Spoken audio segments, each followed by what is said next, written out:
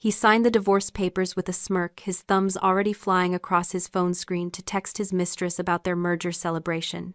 Across the cold glass table of the conference room, the restrictive non-disclosure agreement slid toward me. Jeremy thought he was discarding a liability, a plain, unambitious wife who did not fit his shiny future as CEO.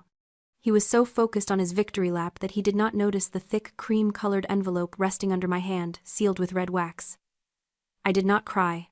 I did not beg. I just sat in absolute silence waiting for the pen to stop moving. He thought he was ending a marriage. He had no idea he was signing his own professional death warrant.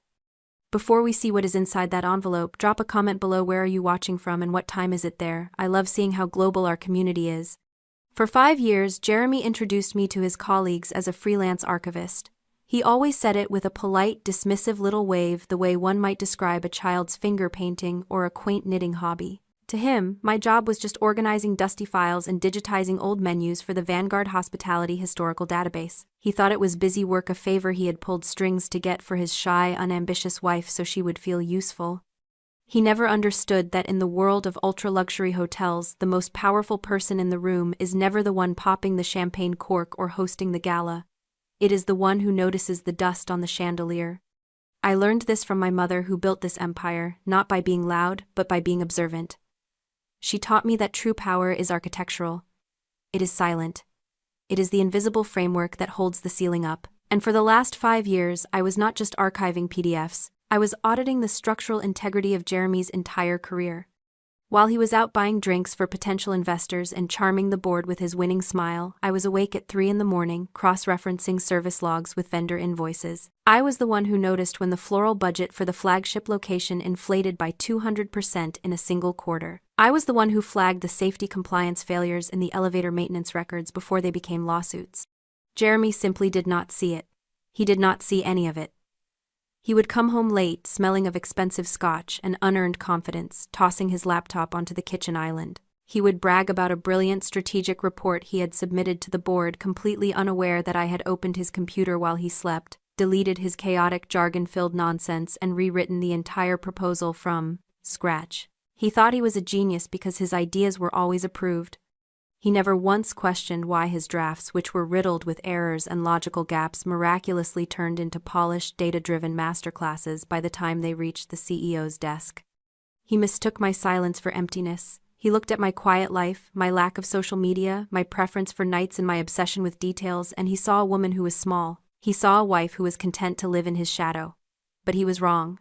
I was not living in his shadow. I was the one casting it. I was the architect of his reputation, the editor of his success, and the silent custodian of the empire he thought he was conquering. He believed he was the rising star of Vanguard Hospitality. He had no idea that the only reason he was rising was that I was quietly removing the weights from his ankles every single day. And now, sitting across from him in this glass cage, watching him check his watch, I realized the tragedy of it. He thought he was cutting loose dead weight. He did not realize he was severing his own lifeline. "You need to sign this, Sydney," Jeremy said, tapping the non-disclosure agreement with his manicured fingernail. "The board votes on the CEO position next month. I cannot have a messy divorce dragging down my stock value." He leaned back in his leather chair, inspecting me like a piece of furniture that had gone out of style. "Look, let us be honest. You do not fit the part anymore. Vanguard needs a face. It needs energy. It needs a power couple." He did not say Jasmine's name, but he did not have to. Jasmine, the public relations director with the perfect hair and the loud laugh, was already waiting in the wings. She was the brand update he thought he needed. I was just the legacy software he was trying to uninstall. "You are quiet," he continued, making the word sound like a disease. "You are invisible. And frankly, this settlement is generous considering what you brought to the table." Which was nothing. I looked at the number on the paper. It was a pittance. A severance package for a temporary worker, not a wife of 5 years. But as I stared at his smug face, I realized something terrifying. For a long time I had believed him. This was the trap of the golden cage. It was not built of iron bars. It was built of comfort and conditioning. I had stayed because the cage was warm. I had stayed because every time he belittled me, he followed it with a crumb of affection, just enough to keep me starving for more. I had convinced myself that his criticism was coaching, that his neglect was just the price of being with a great man. I had normalized the cruelty until I could not tell where his ego ended and my reality began. It is a sunk cost fallacy that destroys women like me. We invest so much of ourselves, our patience, our youth, our silence, that walking away feels like bankruptcy. So we stay hoping the investment will finally pay off, hoping he will finally see us. He only sees the reflection of his own importance in our eyes. But 72 hours ago my mother died, and when I held her cold hand the spell broke. I saw the cage for what it was. It was not a home. It was a holding cell. Jeremy was not a great man. He was a small, insecure boy playing dress-up in a suit I had paid for.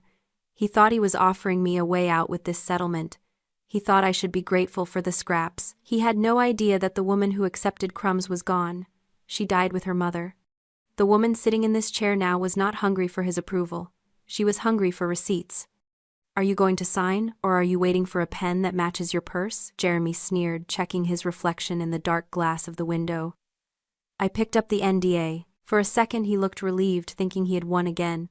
Then I slid it back across the table unsigned. "I am not signing that, Jeremy," I said, my voice steady. "And I am not leaving." He laughed, a sharp, dismissive bark. "You do not have a choice. This is happening. Do not make me call security to escort you out. That would be humiliating for you."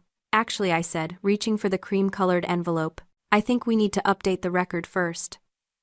I slid the envelope toward Judge Karen, the mediator who had been watching us with the bored expression of someone who charged by the hour. "Before we finalize the division of assets, this document must be entered." Jeremy rolled his eyes. "What is it, a receipt for your cat food, a parking ticket?" Judge Karen broke the red wax seal with a loud crack. She pulled out the heavy bond paper inside. She adjusted her glasses, her boredom instantly vanishing. Her eyes widened as she scanned the header. She looked up at me, then back at the paper, her hand trembling slightly. "Mr. Caldwell," Judge Karen said, her voice dropping an octave, "you need to sit down." "I am standing," Jeremy said, buttoning his jacket. "I have a merger celebration to attend." "Sit down," the judge commanded, slamming her hand on the table. Jeremy froze. "This is not a parking ticket," she continued, her eyes fixed on him with a look of terrifying respect. "This is a notice of ownership transfer." She turned the document so he could see the embossed seal. "Effective 72 hours ago, upon the passing of her mother, Sydney has inherited the controlling interest in the Vanguard Hospitality Group.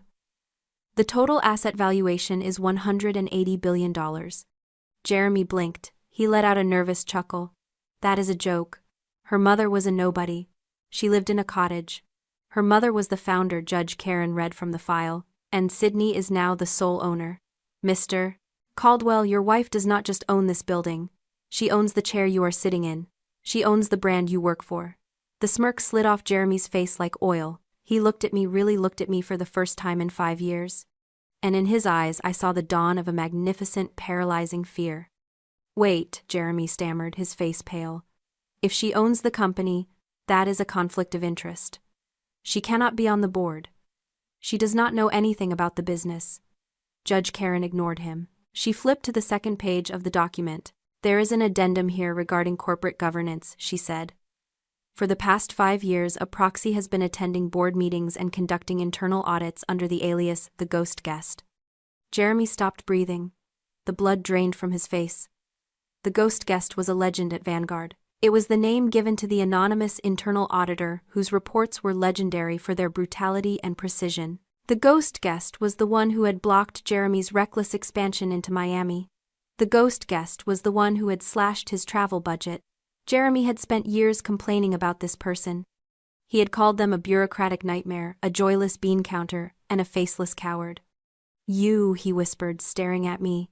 "You are the ghost." "I am," I said quietly. "Every performance review you hated. Every budget request denied. Every time you were told your numbers did not add up. That was me." "But," Howie asked, his voice trembling, "I lived with you. You were always there. You were just organizing files." "That is exactly why you never caught me," I said. "Because you are a narcissist, Jeremy. And narcissists only see what shines. You looked at my quiet life, my lack of ambition, my simple clothes, and you saw emptiness. You assumed that because I was not screaming for attention, I had nothing to say. You mistook my silence for vacancy." I leaned forward. "But silence is not empty.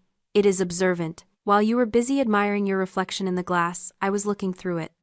I was watching you pad your expense reports. I was watching you falsify vendor contracts. I was the judge at your trial for 5 years, and you were too busy preening to notice the gavel in my hand. Jeremy sank back into his chair. He looked small. The arrogance that had defined him for years was gone, replaced by the terrified realization of a man who has been walking on a trapdoor his entire life only to find the lever has just been pulled. So, what now? Jeremy asked, his voice barely a whisper. Do you fire me? Is that the plan? I stood up. The movement was slow, deliberate. I walked to the head of the table where he was sitting. No, Jeremy, I am not firing you. Firing you implies you were doing a job. I placed a folder on the table. This is a forensic audit of the renovation budget for the West Side location. Do you recognize these numbers? He stared at the folder. He did not open it. He knew what was inside. $4.8 million, I said. That is the amount you funneled into shell companies for consulting fees. Consulting companies that coincidentally share an address with your brother's law firm. Jeremy closed his eyes. Violet. Sydney, please, I can explain. It was just a loan. I was going to pay it back. It is not a loan, it is embezzlement, I said. Just then his phone buzzed on the table, a text from Jasmine. I heard about the audit. Do not contact me. I am cooperating with the board. Jeremy stared at the screen. The woman he was leaving me for, the woman who was supposed to be his partner in this new life, had abandoned ship the moment she saw the water rising. She knew, he rasped. She helped me set up the accounts, and now she is helping me close them, I replied. She wants to keep her job. You are expendable? Jeremy stood up, his face flushing red. Panic was setting in. Fine. You want me out, I am out. But you owe me my severance. My contract states that if I am terminated without cause, I get a golden parachute. $6 million. He looked at me with a desperate, ugly hope. Write the check and I will disappear. I opened the second folder. I pulled out a single sheet of paper. Do you remember this memo? From 3 years ago, Jeremy frowned. What is that? It is the integrity clause. I read. A policy you personally enforced to fire the sales director in 2021. It states that any executive found to have falsified financial records forfeits all severance stock options and benefits. I slid the paper toward him. You signed it, Jeremy. You insisted on it. You built the trap that just caught you. The silence in the room was absolute. Jeremy stared at his own signature. The $6 million he was counting on to start his new life with Jasmine gone. He had legislated himself into poverty. He looked up at me, and for the first time the arrogance shattered completely. Sydney, he stammered. Please, I have nothing. You have exactly what you earned, I said. I pressed the intercom button. Security. Please escort Mr. Caldwell from the building. 2 guards entered. One of them was the man Jeremy had ignored in the lobby every morning for 5 years. He looked at Jeremy, then at me, and gave a sharp, respectful nod. This way, sir, the guard said. Jeremy did not fight. He did not yell. He simply deflated. He walked out of the room, a man who had forgotten that gravity applies to everyone, finally hitting the ground. The door clicked shut, cutting off the sight of Jeremy's slumped shoulders. The room went silent. It was not the heavy, suffocating silence I had lived in for years. It was clean. It was empty. It was the silence of a room that had finally been swept of its debris. The department heads sat around the table looking at me. There was no confusion in their eyes anymore. No dismissal. They were waiting for instructions. We have a lot of work to do, I said, gathering my files. We will reconvene at 9 tomorrow morning to discuss the restructuring. Thank you, everyone. They filed out quietly, one by one, offering nods of respect. When the last one left, I walked to the floor-to-ceiling windows overlooking Central Park. The sun was setting, casting long golden shadows across the trees. The city lights were beginning to flicker on a vast grid of electricity and ambition. I looked at the reflection in the glass. For 7 years I had avoided mirrors. I had not wanted to see the woman who made herself small to fit inside a man's ego. I had not wanted to see the archivist who hid in the basement while her husband took credit for the skyline. But the woman staring back at me now was not small. She was not hiding. She was standing in the light just as my mother had told me to. I held the wax-sealed envelope in my hand one last time. For days I had thought of it as a weapon. I thought it was a sword my mother had left me to cut Jeremy down. But as I stood there, feeling the hum of the building beneath my feet, I realized it was not a weapon, it was a mirror. She had not given me the power to destroy him, she had given me the power to define myself. Revenge is a fire that burns the house down to kill the rats. But justice is a cool, clean rain. It washes away the dirt and leaves the foundation standing. I had not stooped to Jeremy's level. I had not screamed or lied or cheated. I had simply applied the rules he claimed to uphold and let the weight of his own actions pull him under. I had cleaned the house. I placed the envelope in my bag. The weight was gone. The anger was gone. There was only the view. I was 32 years old. I was the chairwoman of a $180 billion empire. And for the first time in my life, I was completely beautifully free. I turned off the lights in the conference room. I walked toward the elevator, my heels clicking against the marble floor, echoing not as an apology but as an arrival. If Sydney's story reminded you of your own strength, hit that like button and share this with someone who needs to hear it. Don't forget to subscribe for more stories of justice and resilience. Stay strong.